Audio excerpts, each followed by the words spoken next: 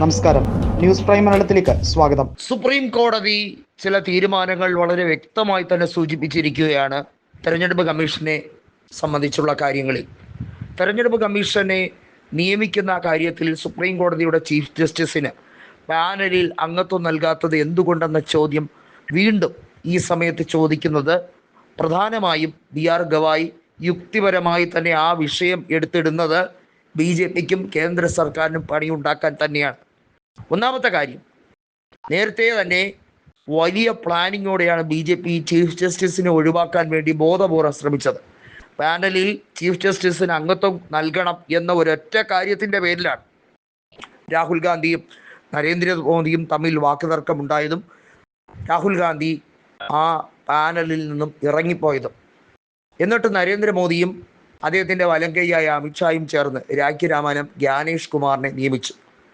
നേരത്തെ അധ്യക്ഷനായിരുന്ന രാജീവ് കുമാർ ഇന്ത്യയിൽ രാജ്യത്തിന് ഹിതമല്ലാത്ത രീതിയിലുള്ള വലിയ തോതിലുള്ള പക്ഷപാതം കാണിച്ചതും ഈ രാജ്യത്ത് തെരഞ്ഞെടുപ്പ് സംവിധാനത്തെ അട്ടിമറിച്ചതും കൃത്യമായ തെളിവുകൾ സഹിതമാണ് രാഹുൽ ഗാന്ധി ഇപ്പോഴും നിരത്തുന്നത്.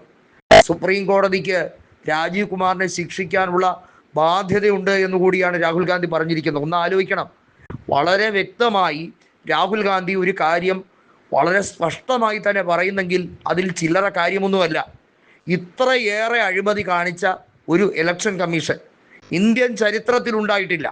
TN ശേഷനെ പോലെ മികച്ച IAS ഉദ്യോഗസ്ഥർ ഭരണത്തിൽ ഇരുന്നപ്പോൾ ഇലക്ഷൻ കമ്മീഷൻ അധ്യക്ഷൻ്റെ പദവിയിൽ ഇരുന്നിട്ടുള്ളവരാണ്. അവർ വളരെ മാതൃകാപരമായി തെരഞ്ഞെടുപ്പിനെ നയിച്ചിട്ടുള്ളവരാണ്. അവർ തെരഞ്ഞെടുപ്പ് നടത്തുമ്പോൾ ഇന്ത്യയിൽ ഒരു രീതിയിലും ആർക്കും കുറ്റം പറയാൻ കഴിയില്ല. പല പൊളിറ്റിക്കൽ പാർട്ടിയും വെള്ളം കുടിച്ചിട്ടുണ്ട് TN ശേഷൻ അധികാരത്തിൽ ഇരുന്ന സമയത്ത്. കാരണം അത്രയേറെ കാർക്കശ്യമുണ്ടായിരുന്നു. ഇവിടെ അനധികൃതമായി ഒരു രീതിയിലും മദ്യമൊഴുക്കാനോ അല്ലെങ്കിൽ നോട്ടുകൾ സർക്കുലേറ്റ് ചെയ്യാനോ ഒന്നും TN ശേഷൻ അധ്യക്ഷനായിരുന്ന കാലയളവിൽ സമ്മതിച്ചിട്ടില്ല. രാജീവ് കുമാറിൻ്റെ കാലയളവിൽ വലിയ തിരിമറിയാണ് നടന്നത്. വോട്ടിംഗ് മെഷീൻ തിരിമറി, വോട്ടർ പട്ടികയിൽ തിരിമറി, ഓരോ ബൂത്തുകളിൽ വരെ അട്ടിമറി.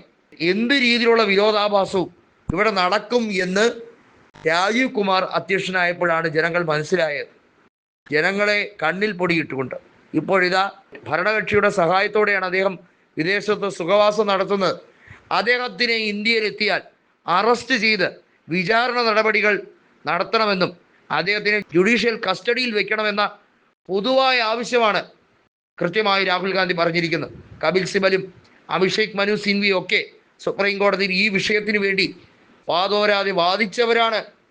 അവർ കൃത്യമായി പറയുന്നു, ഇന്ത്യൻ നീതി വലിയ തോതിൽ പ്രതിസന്ധിയിലൂടെ കടന്നു പോവുകയാണ്.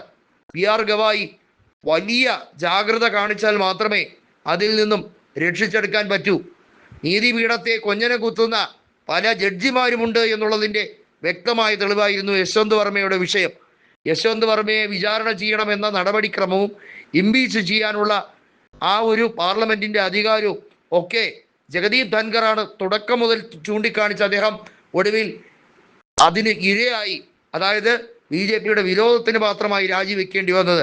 രാഹുൽ ഗാന്ധി വിടില്ല. രാഹുൽ ഗാന്ധി പ്രതിപക്ഷ നേതാവായിരിക്കുന്നിടത്തോളം കാലം ഈ പോരാട്ടം തുടരുക തന്നെ ചെയ്യുമെന്ന് വ്യക്തമാക്കിയിരിക്കുന്നു.